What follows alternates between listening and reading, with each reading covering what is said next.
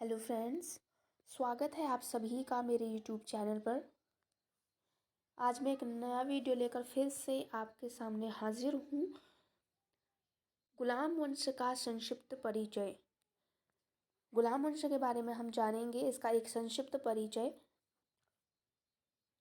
Short में आपको बताऊंगी कि गुलाम वंश क्या था, कब से कब तक रहा, इस वंश के कितने शासक हुए थे।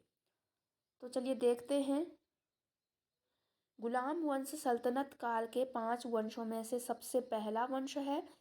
इस वंश की शुरुआत 1206 ईस्वी में प्रारंभ हुई और यह वंश 1290 ईस्वी तक रहा। इस वंश के सभी शासकों के नाम निम्नवत हैं। गुलाम वंश सल्तनत काल के 5 वंशों में से सबसे पहला वंश है। देखिए, गुलाम वंश सल्तनत काल के 5 वंश थे, जिनमें से सबसे पहला वंश है। इस वंश की शुरुआत हुई थी 1206 ईस्वी में और यह वंश चला था 1290 ईस्वी तक चला था।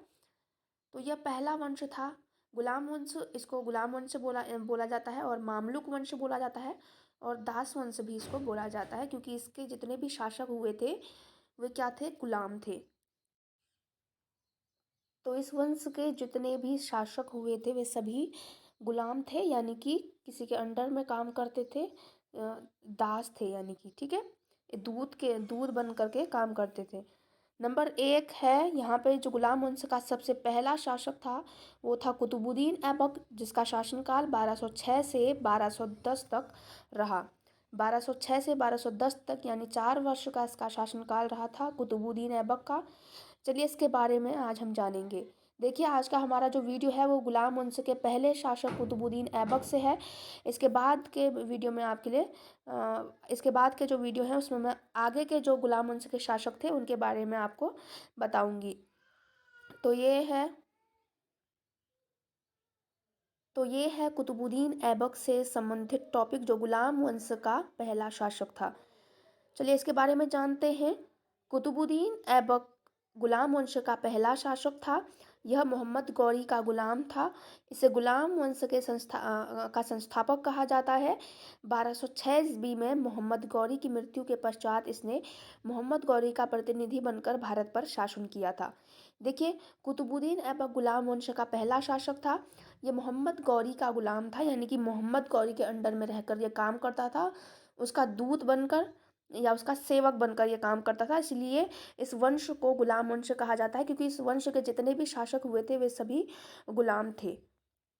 तो कुतुबुद्दीन ऐबक मोहम्मद गौरी का गुलाम था। 1206 ईस्वी में मोहम्मद गौरी की मृत्यु हो जाती है, जिसके पश्चात ये मोहम्मद गौरी का प्रतिनिधि बनकर भारत पर शासन करता है और धीरे धीरे ये भारत का शासक बन जाता है। 1206 ईस्वी में मोहम्मद गौरी की मृत्यु के बाद ये भारत पर शासन करता है। ठीक है, मोहम्मद गौरी एक अफगानिस्तान से आया हुआ था, आक्रमणकारी था।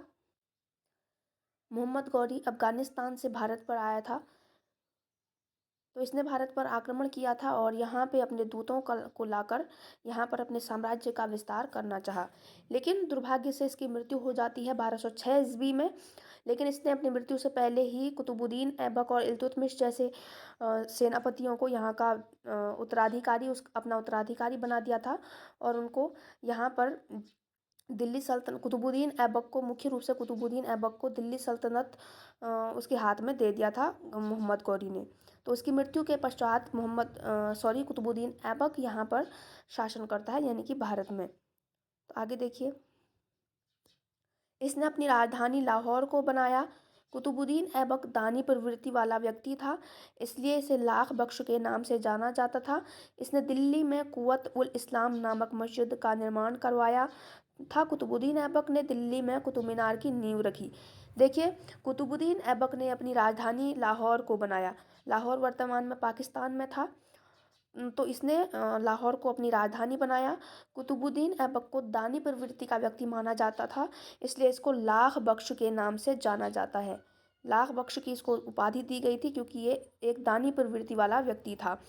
इसने दिल्ली में कुव्वत उल इस्लाम नामक एक मस्जिद का निर्माण करवाया था।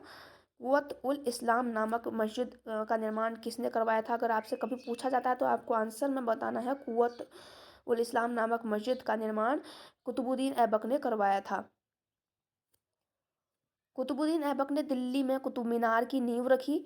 कुतुब मीनार का निर्माण कुतुबुद्दीन बख्तियार काकी के नाम से किया गया, जो एक सूफी संत थे। देखिए, कुतुब मीनार का निर्माण कुतुबुद्दीन बख्तियार काकी के नाम पर किया गया था, जो एक सूफी संत थे। और इसकी नींव जो थी, कुतुब मीनार की नींव कुतुबुद्दीन ऐबक ने रखी थी। कुतुब मीनार जो था, कुतुब मीनार की जो नींव थी वो कुतुबुद्दीन ऐबक ने रखी थी, लेकिन इसका जो निर्माण कार्य था इसको बाद में इल्तुतमिश के द्वारा पूर्ण किया जाता है, जिसके बारे में हम अपने आगे वाले वीडियो में जानेंगे। 1210 ईस्वी में यहाँ पे चौगान था। चौगान खेल खेलते समय घोड़े से गिरकर कुतुबुद्दीन ऐबक की मृत्यु हो गई। 1206 से 1210 ईस्वी तक इसका शासनकाल रहता है 4 वर्ष का। लगभग 4 वर्ष का इसका शासनकाल रहता है। और 1210 ईस्वी में चौगान खेल खेलते समय घोड़े से गिरकर इसकी मृत्यु हो जाती है अपने महल में ही। ठीक है, अपने महल में ही घोड़े से गिरकर इसकी मृत्यु हो जाती है चौगान खेल खेलते समय। देखिए, गुलाम वंश को दास वंश, मामलुक वंश बोला जाता है। दास वंश और मामलुक वंश के नाम से भी जाना जाता है। इस वंश का पहला शासक कुतुबुद्दीन ऐबक था। इसे गुलाम वंश का संस्थापक भी कहा जाता है। कुतुबुद्दीन ऐबक को गुलाम वंश का संस्थापक कहा जाता है क्योंकि ये गुलाम वंश का पहला शासक था। इसका शासनकाल 1206 से 1210 ईस्वी तक रहा था। गुलाम वंश सल्तनत काल के 5 वंशों में से सबसे पहला वंश है। कुतुबुद्दीन ऐबक को उसकी दानी प्रवृत्ति के कारण लाख बख्श के नाम से जाना जाता है। इसने दिल्ली में कुवत उल इस्लाम नामक एक मस्जिद का निर्माण करवाया था। और कुतुब मीनार की नींव भी कुतुबुद्दीन ऐबक ने ही रखी थी।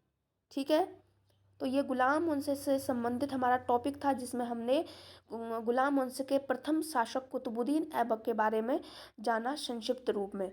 यानी कि मैंने आपको संक्षिप्त रूप में आपको समझा दिया कुतुबुद्दीन ऐबक के बारे में। तो अगला वीडियो हमारा गुलाम वंश से संबंधित होगा, जिसमें हम गुलाम वंश के अगले शासक के बारे में जानेंगे। तो फ्रेंड्स, गुलाम वंश से संबंधित आपका पहला वीडियो यहीं पर समाप्त होता है।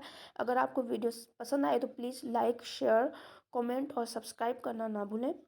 आज की वीडियो में बस इतना ही। मिलते हैं अपने नए वीडियो में, तब तक के लिए बाय बाय, टेक केयर।